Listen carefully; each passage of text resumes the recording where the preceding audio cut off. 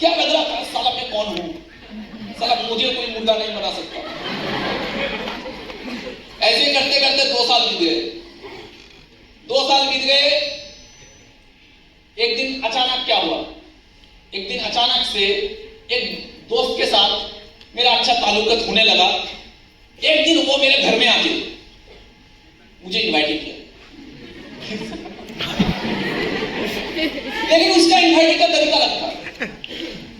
वो मेरे घर में आता था रोज आते आते, कोचिंग का फ्रेंड था, दूसरा कोचिंग का फ्रेंड बन गया। वो मेरा घर में आता था, टाइम पास करता था, समय बिताता, सब कुछ। 2-3 दिन नहीं आया। 2-3 दिन जब नहीं आया तब मैं अचानक से उसे पूछा, भाई कहां था? मैं ऐसे अपने घर में ऐसे लेटा था, वो बैठा था और मेरा मम्मी घर पहुंच रहा था। शाम का सीन है, 5 बजे 6 बजे करीब। मैं ऐसे लेटा था, वो बैठा था और मेरा मम्मी घर पहुंचा लगा। तो मैं सोते सोते बोला, अरे कोल्लोल क्यों नहीं आया?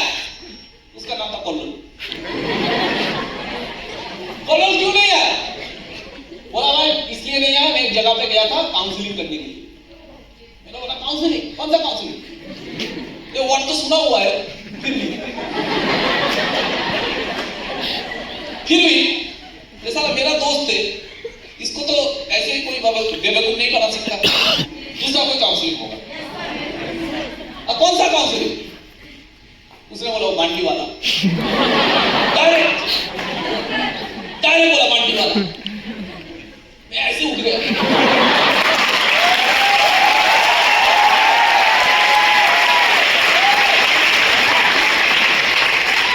मैंने बोला फिर तुम्हें क्या वहां पे? बोला हाँ गया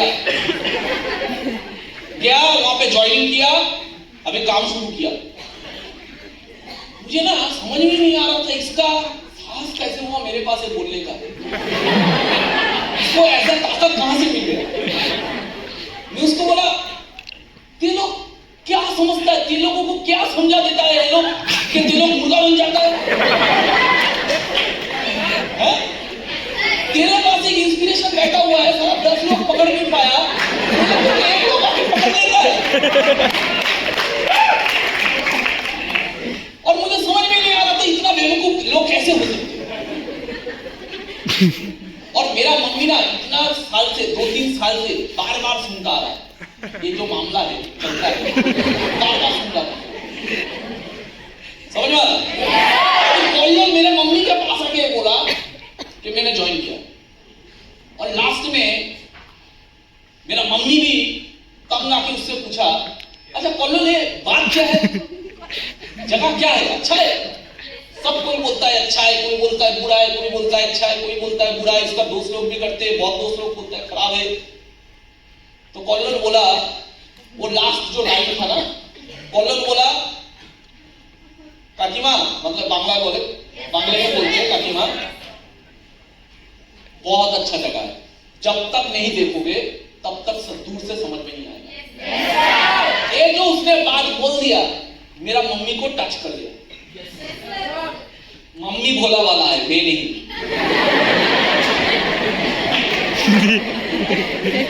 मम्मी को टच कर दिया। तो मेरा मम्मी बोले ठीक है कोल्लोल एक दिन मुझे लेके जाना, तो मैं जाऊंगा बाबू के साथ, मतलब मेरे साथ। अभी जब कोल्लोल का निकलने का वक्त था तब मैंने बोला भाई ये सब चक्कर में मुझे मत बैठना। तब उसने बोला मुझे, उसने जो लाइन बोल दिया ना मेरा जिंदगी बदल गया। जानना चाहते हो? कोई सीरियस लाइन नहीं है। मेरा वो दोस्त ने जाने के वक्त बोला, देख भाई तू आ या नहीं आ मुझे कुछ फर्क नहीं पड़ता, लेकिन तेरा गर्लफ्रेंड हम लोगों के साथ ट्रेनिंग जाता है।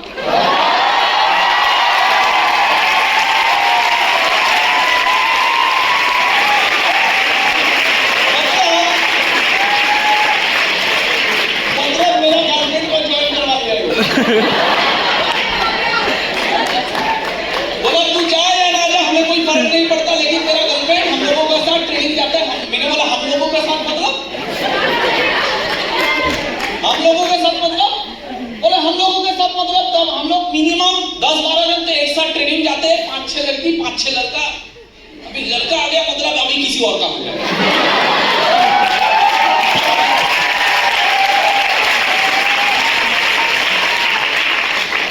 चोर का मन पुलिस पुलिस होता है, अभी क्या हो जाएगा। तभी मैंने कॉलेज को बोला ठीक है चल काउंसलिंग का फिर बता, काउंसलिंग में जाएंगे। का तो किस्सा खत्म हो गया, अभी काउंसलिंग में जाकर कुछ करना होगा। अभी काउंसलिंग में गए, काउंसलिंग में जाने के बाद मुझे पता था, मुझे पहले सुना था मैंने, ये लोग बहुत सारा समझाते हैं, 2 घंटा लगा के मेरा दिमाग में था ये लोग समझाते हैं ऐसे ऐसे, मुझे भी समझाएगा, लेकिन मेरा समझने का कोई अभी इरादा नहीं है। और वो बच्चे को समझाना, मुझे तो लगता है मैं बहुत ओवर स्मार्ट था, मुझे लगता था उन लोगों को समझाना मुझे नहीं, ठीक है। कॉलर ऊंचू करके 3 बटन खोला, मैं मम्मी के साथ गया काउंसलिंग, एक छोटा सा घर में। जब काउंसलिंग में घुसने के बाद जो लीडर था उनका चेहरा ऐसे था, भीम के माफिक, इतना बड़ा, पर्सनैलिटी बहुत बढ़िया। अभी जब मैं वहां पे घुसने के बाद उन्होंने बोला तुम्हारा बटन खोला क्यों है? पहले धो दिया मुझे। उन्होंने बोला बटन खोला क्यों है? मैं बोला गर्मी लग। बोला एक काम करो पूरा खोल दो।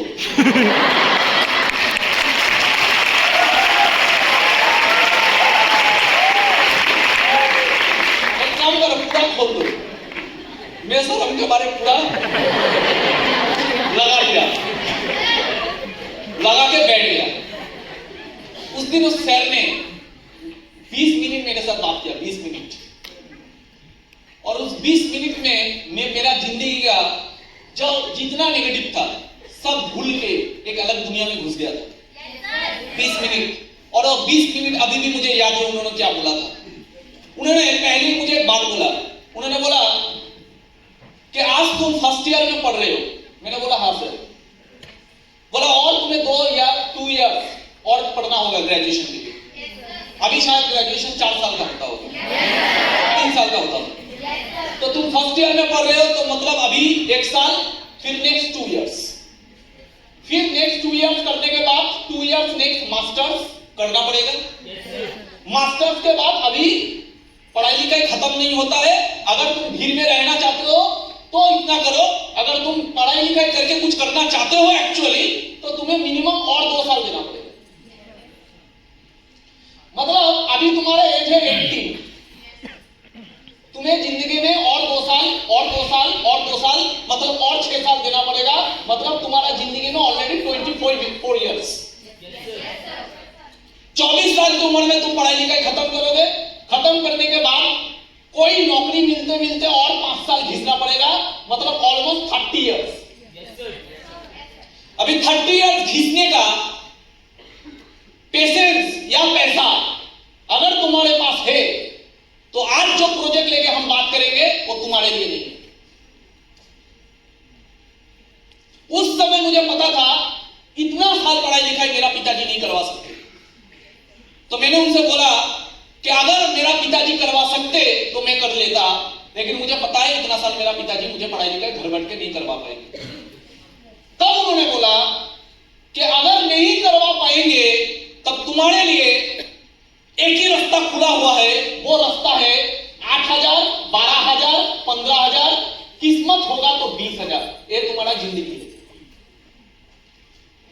और इसी जिंदगी में दुनिया का आज 90% लोग जिंदगी बिता रहा है कुत्ते के माफिक, जिनका पढ़ाई लिखाई करवाने का क्षमता नहीं है फैमिली को, जिनका ट्रीटमेंट होता है सरकारी अस्पताल में नीचे सो के, जिनको बेड नहीं मिलता, यस, जिनको दुनिया में ना कोई सुख मिलता है ना सुविधा मिलता है, इन लोगों को बोला जाता है गरीब। अगर तुम्हारे लिए इसके अलावा कोई जिंदगी है तो बोलो। तो उस दिन मुझे एक पिक्चर समझ में आया, जैसे गीता में, जैसे महाभारत में भगवान कृष्ण ने अर्जुन को विश्व रूप दिखाया था, उस दिन उस 20 मिनट में एक इंसान मेरा जिंदगी का पूरा पिक्चर मुझे दिखा दिया कि ये है मेरा जिंदगी। समझ में आया ये सब लोग? पिक्चर दिखा, ये है मेरा जिंदगी।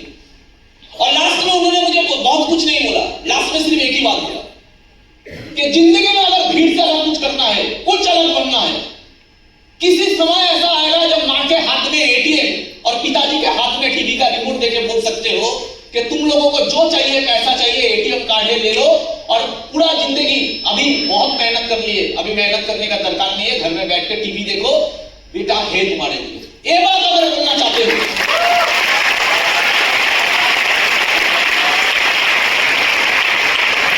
ये जिंदगी है, ये अगर बिताना चाहते हो तो तुम्हारे लिए प्रोजेक्ट है।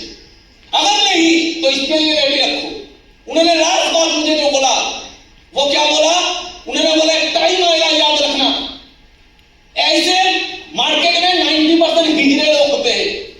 उस दिन उन्होंने एक बात बोला, मुझे चुप गया।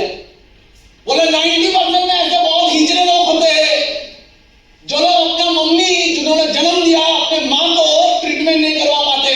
जब मां का तबीयत खराब होता है, सरकारी हॉस्पिटल में नीचे सुला के रखते हैं, जहां पे बिल्ली घूमता है, कुत्ता घूमता है।